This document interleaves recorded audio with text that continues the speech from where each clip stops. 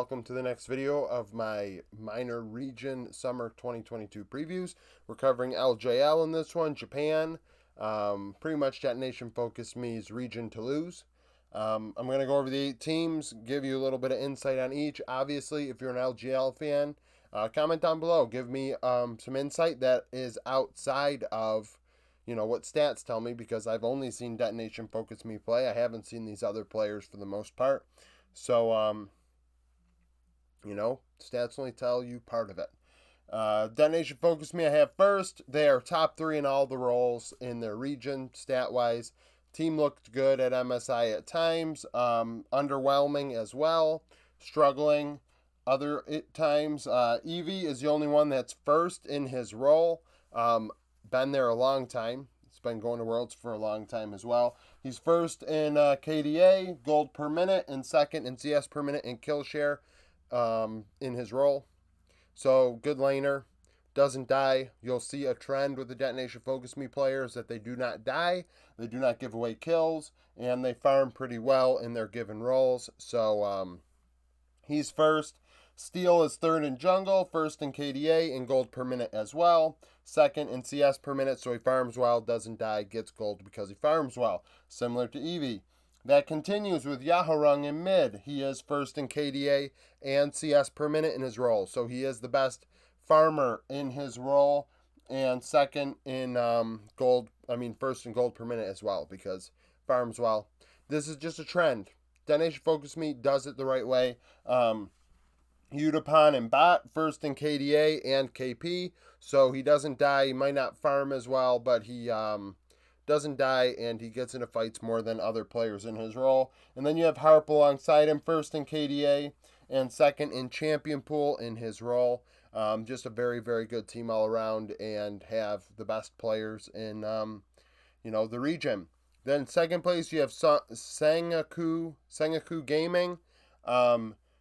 Top-rated mid laner, and their top and support are third best in their roles. I have a black line underneath this. If there is a team to give Detonation Focus Me some trouble, it would be SG. First in mid, I have Jet. Excuse me. First in Champion Pool and kill share, so he plays more champions than anyone else based on the games he played. His kill share is high.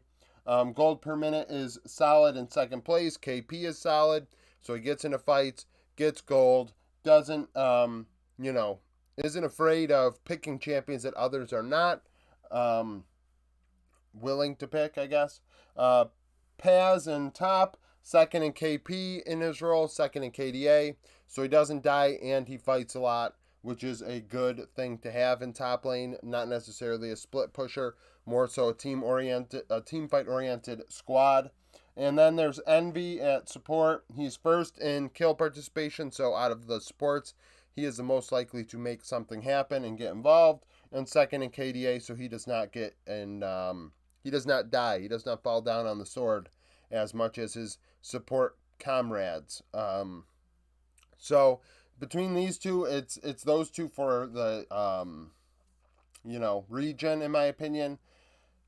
It's the solo lanes. That's what it's going to come down to. I mean, you have 2 of the top 3 tops and mids, so it's the solo lanes and how they figure it out. If the solo lanes do well, Steel probably can't carry, and who knows about bot lane. Obviously, their Envy is there, so he has the capability of kind of throwing a curveball into things. Third place, Rascal Jester, top-rated support and the 4th-rated top laner and mid laner. Secret being the support, second in KDA, first in kill participation and champion pool for his role. By far the best player in his role based on stats. Picks more champions than anyone else, gets into more fights than anyone else, and doesn't die that often. So a good player overall. Carries the bot lane, facilitates, and if you can make things happen, that's good for them.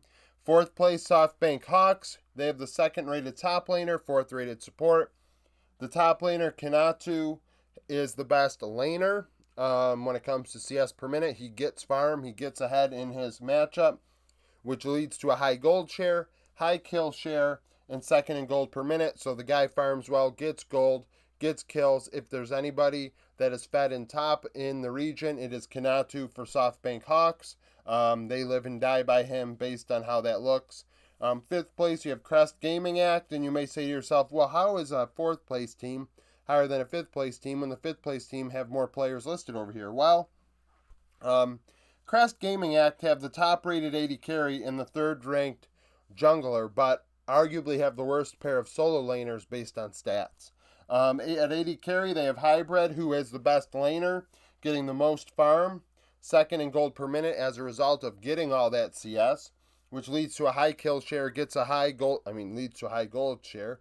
He gets into a lot of fights, which leads to a high kill share. So the guy does it all in bot lane for Crest Gaming Act. Truly an AD carry, carrying the team on his back. Third jungler is there was a tie, so I didn't write it down. Tiebreaker goes to Steel. I didn't write down the jungler. So sixth place, you have Burning Core. Best jungle mid duo according to the stats and rankings in their given roles. However, the worst bot lane. So that is why they are sixth. Jungle, they have Flawless, who's ranked number 1 in his role. He has picked more champions than anyone else based on the games he played. Best farmer in CS per minute, which leads to more gold per minute, leads to a higher gold share, and he gets into fights more than anybody else except one jungler. So he farms well, he creates, he picks champions that others are not willing to play, making Flawless the number 1 jungler in the LJL based on stats. And then you have Dice in mid, who has the most gold share. So this is relative to not only his role, but relative to his own team.